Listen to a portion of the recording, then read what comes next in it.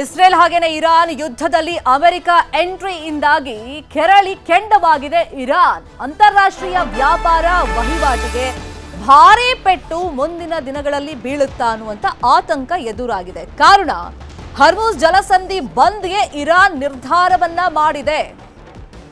So ಹಿಂಗೇನಾದ್ರೂ ಆದ್ರೆ petrol ಹಾಗೇನೆ diesel ಆಮದು ಮಾಡ್ಕೊಳ್ಳೋಕೆ ಕಷ್ಟವಾಗ್ಬಿಡುತ್ತೆ, ದುಬಾರಿ ಆಗ್ತಾ ಹೋಗುತ್ತೆ ತೈಲ ಬೆಲೆ. ಜಲಸಂಧಿ ಬಂದ್ ಆದ್ರೆ ಜಾಗತಿಕ ವ್ಯಾಪಾರಕ್ಕೆ ಭಾರೀ ಮಟ್ಟದಲ್ಲಿ ಪೆಟ್ಟು ಬೀಳುತ್ತೆ. ಭಾರತಕ್ಕೆ ತೈಲ ಸಾಗಣೆ ಮಾರ್ಗ ಬಂದ್ ಆದ್ರೆ ಕಷ್ಟವಾಗುತ್ತೆ. ಭಾರತದಲ್ಲಿ ಪೆಟ್ರೋಲ್ ಹಾಗೇನೆ ಡೀಸೆಲ್ ಬೆಲೆ ಏರಿಕೆ ಆಗುವಂತ ಚಾನ್ಸಸ್ ಮ್ಯಾಕ್ಸಿಮಮ್ ಇದೆ.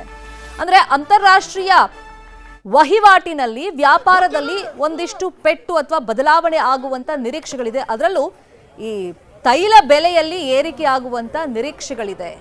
ಸೊ ಹೀಗಾಗಿ ಅಮೆರಿಕ ಮಧ್ಯಪ್ರವೇಶ ಆಗಿರೋದೇ ಈಗ ಇರಾನ್ ಸಿಟ್ಟಿಗೆ ಕಾರಣವಾಗಿದೆ.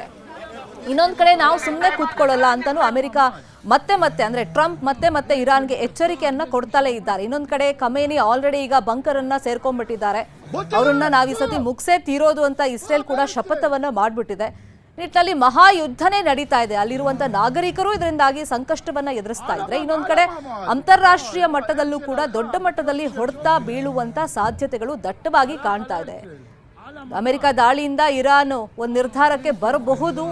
ಅದೀಗ ಈ ಹರ್ಮುಜ್ ಜಲಸಂಧಿಯನ್ನ ಬಂದ್ ಮಾಡೋದಕ್ಕೆ ಸಂಸತ್ನಲ್ಲೇ ನಿರ್ಣಯವನ್ನ ಕೈಗೊಳ್ಳಲಾಗಿದೆ. ಇರಾನ್ ಮೇಲೆ ದಾಳಿಯನ್ನ ಇಸ್ರೇಲ್ ಮುಂದುವರೆಸಿದೆ. ಇರಾನ್ನಿಂದಲೂ ಇಸ್ರೇಲ್ನ ಹಲವೆಡೆ ಪ್ರತಿ ದಾಳಿಯನ್ನ ಮುಂದುವರೆಸಲಾಗಿದೆ. ಭಾರೀ ಪ್ರಮಾಣದಲ್ಲಿ ನಿರಂತರವಾಗಿ ಕ್ಷಿಪಣಿ ಹಾಗೇನೆ ಡ್ರೋನ್ ದಾಳಿಯನ್ನ ಮುಂದುವರೆಸಲಾಗ್ತಾ ಇದೆ. ಒಂದ್ ಕಡೆ ಇರಾನ್ ಮೇಲೆ ಅಮೆರಿಕ ಮಧ್ಯಪ್ರವೇಶ ಮಾಡಿ ದಾಳಿಯನ್ನ ಮಾಡಿದ ಮೇಲೆ ಅದು ಕೂಡ ಕೆರಳಿ ಕೆಂಡವಾಗಿದೆ. ಇಸ್ರೇಲ್ ಮೇಲೆ ಅದು ನಿರಂತರವಾಗಿ ದಾಳಿ ಮಾಡ್ತಾ ಇದೆ. ಭಾರೀ ಪ್ರಮಾಣದಲ್ಲಿ ದಾಳಿ ಪ್ರತಿ ದಾಳಿ ನಿರಂತರವಾಗಿ ನಡೀತಾ ಇದೆ. ಅಮೆರಿಕದಿಂದ ಇರಾನ್ ಅಣ್ವಸ್ತ್ರ ನೆಲೆಗಳನ್ನ ಧ್ವಂಸ ಮಾಡಲಾಗಿದೆ. ಇನ್ನೊಂದು ಕಡೆ ಇವತ್ತು ಅಂತಾರಾಷ್ಟ್ರೀಯ ಅಣುಶಕ್ತಿ ಏಜೆನ್ಸಿ ಮುಖಾಂತರ ಸಭೆಯನ್ನ ಮಾಡಲಾಗುತ್ತೆ. 35 ದೇಶಗಳಿರುವಂತ ಮಂಡಳಿ ನೇತೃತ್ವದಲ್ಲಿ ಸಭೆಯನ್ನ ಮಾಡಲಾಗುತ್ತೆ. ಇನ್ನೊಂದು ಕಡೆ ಈಗ ಇರಾನ್ ಮತ್ತೆ ಇಸ್ರೇಲ್ ಯುದ್ಧದಲ್ಲಿ ಅಮೆರಿಕ ಎಂಟ್ರಿ ಆಗಿರೋದ್ರಿಂದ ವಿಶ್ವಸಂಸ್ಥೆ ಕೂಡ ಈ ಬಗ್ಗೆ ಕಳವಳವನ್ನ ವ್ಯಕ್ತಪಡಿಸಿದೆ. ಯುದ್ಧದ ಪರಿಣಾಮ ಇದರಿಂದಾಗಿ ಮತ್ತಷ್ಟು ಜೋರಾಗುವಂತ ಆತಂಕ ಎದುರಾಗ್ಬಿಟ್ಟಿದೆ. ಹಾಗಾಗಿ ಶಾಂತಿಯ ಅಗತ್ಯತೆ ಇದೆ, ಶಾಂತಿ ಕಾಪಾಡಬೇಕು ಅಂತ ಹೇಳಿ ವಿಶ್ವಸಂಸ್ಥೆ ಮನವಿಯನ್ನ ಮಾಡಿಕೊಂಡಿದೆ. ಇವತ್ತು ಅಣುಶಕ್ತಿ ಏಜೆನ್ಸಿಯಿಂದ ಮೀಟಿಂಗ್ ನಡೆಯುತ್ತೆ. 35 ದೇಶಗಳು ಈ ಮೀಟಿಂಗ್ ನಲ್ಲಿ ಪಾಲ್ಗೊಳ್ತಾ ಇದ್ದಾವೆ. ಇನ್ನೊಂದು ಕಡೆ ಈಗ ಇರಾನ್ ಮತ್ತೆ ಇಸ್ರೇಲ್ ಯುದ್ಧದಲ್ಲಿ ಅಮೆರಿಕ ಮಧ್ಯಪ್ರವೇಶ ಮಾಡಿರೋದ್ರಿಂದ ಈ ಯುದ್ಧ ಮತ್ತಷ್ಟು ತಾರಕಕ್ಕೇರುವಂತ ಆತಂಕದ ಮಧ್ಯದಲ್ಲಿ ವಿಶ್ವಸಂಸ್ಥೆ ಶಾಂತಿ ಕಾಪಾಡಬೇಕು ಅಂತ ಹೇಳಿ ಮನವಿಯನ್ನ ಮಾಡಿಕೊಂಡಿದೆ. ಇದೇ ವಿಷಯವಾಗಿ ಇನ್ನಷ್ಟು ಡೀಟೇಲ್ ಆಗಿ ಇನ್ಫಾರ್ಮೇಶನ್ ಕೊಡ್ತಾ ಹೋದಕ್ಕೆ ನೇರ ಸಂಪರ್ಕದಲ್ಲಿ ಕನೆಕ್ಟ್ ಆಗಿದ್ದಾರೆ ನಮ್ಮ ನ್ಯೂಸ್ ಏಟರ್ ರಾಘವೇಂದ್ರ ಗುಡಿ. ಈಗ ಅಮೆರಿಕ ಮಧ್ಯಪ್ರವೇಶದಿಂದ ಮುಂದೆ ಆಗುವಂತ ಪರಿಣಾಮಗಳ ಬಗ್ಗೆ ಯಾವ ತರ ಚರ್ಚೆಗಳಾಗ್ತಿದೆ, ಅಂದ್ರೆ ಅಂತಾರಾಷ್ಟ್ರೀಯ ವ್ಯಾಪಾರದ ಮೇಲೆ ಯಾವ ತರ ಪರಿಣಾಮ ಬೀರ್ಬೋದು, ಅದ್ರ ಜೊತೆಯಲ್ಲಿ ಭಾರತಕ್ಕೆ ಏನ್ ಎಫೆಕ್ಟ್ ಆಗುತ್ತೆ ಅನ್ನೋದ್ರ ಜೊತೆಯಲ್ಲಿ ಸೊ ಇವತ್ತು ವಿಶ್ವಸಂಸ್ಥೆ ಕಳವಳವನ್ನ ವ್ಯಕ್ತಪಡಿಸಿರೋದ್ರಿಂದ ಶಾಂತಿ ಕಾಪಾಡಬೇಕು ಅಂತ ಹೇಳ್ತಿದ್ದಾರೆ. ಇವತ್ತು ಅಣುಶಕ್ತಿ ಏಜೆನ್ಸಿಯಿಂದ ಸಭೆ ಇದೆ, ಮುಂದೆ ಏನೆಲ್ಲ ಆಗ್ಬೋದು? ಈ ವಿಶ್ವಸಂಸ್ಥೆ ಭದ್ರತಾ ಮಂಡಳಿ ಇವೆಲ್ಲವೂ ಕೂಡ ಅಮೆರಿಕ ವಿಚಾರ ಬಂದಂತ ಸಂದರ್ಭದಲ್ಲಿ ಹಲ್ಲಿಲ್ಲದ ಹಾವಿನ ರೀತಿಯಾಗಿ ಶ್ರಮಿತ. ಹೀಗಾಗಿ ಅವರು ಕೇವಲ ಹೇಳಿಕೆಯನ್ನ ಬಿಡುಗಡೆ ಮಾಡಬಹುದು, ಒಂದು ಎಕ್ಸ್ ನಲ್ಲಿ ಪೋಸ್ಟ್ ಅನ್ನ ಮಾಡಬಹುದು ಹೊರತು ಉಳಿದ ಯಾವುದೇ ರೀತಿಯಾಗಿರ್ತಕ್ಕಂತಹ ಕ್ರಮವನ್ನ ತೆಗೆದುಕೊಳ್ಳುವಷ್ಟು ಅಧಿಕಾರವಾಗ್ಲಿ ಧೈರ್ಯವಾಗ್ಲಿ ಅಥವಾ ಅವರ ವ್ಯಾಪ್ತಿಯಾಗ್ಲಿ ಖಂಡಿತವಾಗಿಯೂ ಇಲ್ಲ. ಹೀಗಾಗಿ ಆ ವಿಶ್ವಸಂಸ್ಥೆ ಇವೆಲ್ಲವೂ ಏನಿದಾವೆ ಕೇವಲ ಬಡ ರಾಷ್ಟ್ರಗಳು ಮಧ್ಯಮ ರಾಷ್ಟ್ರಗಳನ್ನ ಮಾತ್ರ ಟಾರ್ಗೆಟ್ ಮಾಡುವುದಕ್ಕೆ ಶಕ್ಯವಾಗಿರ್ತಕ್ಕಂಥ ಒಂದಿಷ್ಟು ಸಂಸ್ಥೆಗಳು ಅಂತ ನಾವು ಪರಿಗಣಿಸಬಹುದು. ಆದ್ರೆ ಈಗ ನೀವು ಕೇಳ್ತಾ ಇದ್ದಾಗೆ ಅಮೆರಿಕ ಈ ಯುದ್ಧದಲ್ಲಿ ಎಂಟ್ರಿ ಆದ ಬಳಿಕ ಉಂಟಾಗಬಹುದಾದಂತ ಪರಿಣಾಮ ಏನಂದ್ರೆ ಖಂಡಿತವಾಗಿಯೂ ಆ ಪರಿಣಾಮ ಅತ್ಯಂತ ದೊಡ್ಡ ಮಟ್ಟದಲ್ಲಿ ಇಡೀ ವಿಶ್ವದ ಆರ್ಥಿಕತೆಯ ಮೇಲೆ ಪೆಟ್ಟನ್ನ ಬೀರುವ ರೀತಿಯಾಗಿ ಇರ್ತಕ್ಕಂಥದ್ದು. ಯಾಕಂದ್ರೆ ಈಗ ಇರಾನ್ ಅಂತೂ ನೇರವಾಗಿ ಅಮೆರಿಕದ ಮೇಲೆ ದಾಳಿ ಮಾಡೋದಕ್ಕೆ ಸಾಧ್ಯ ಆಗೋದಿಲ್ಲ.